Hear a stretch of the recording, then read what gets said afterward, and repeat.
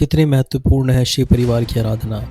यह संपूर्ण ब्रह्मांड शिव के अंदर समाया हुआ है। जब कुछ नहीं था तब भी शिव थे और जब कुछ ना होगा तब भी शिव ही होंगे।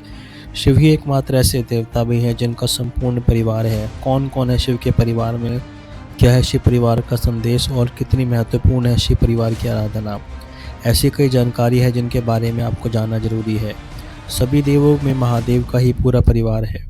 शिव परिवार की छवि अत्यंत मोहक, कल्याणकारी और फलदायी है।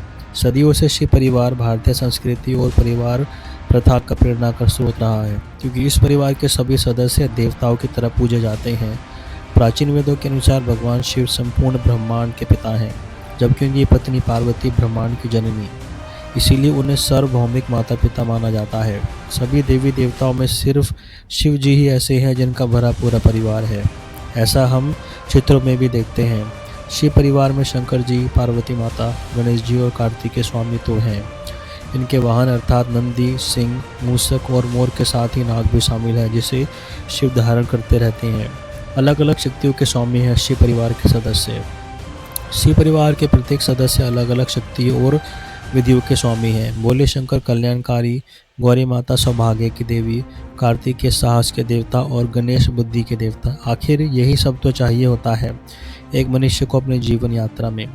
शिव परिवार के मुखिया स्वयं महादेव नहीं बल्कि देवी पार्वती हैं।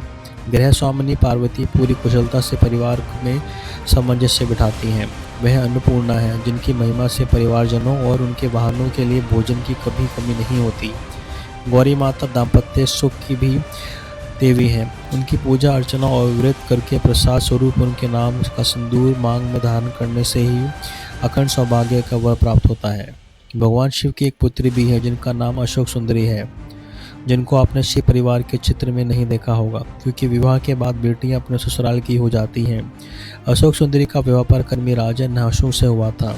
शिव परिवार की पूजा अर्चना का महत्व। शास्त्रों में शिव परिवार की पूजा अर्चना का विशेष फल बताया गया है।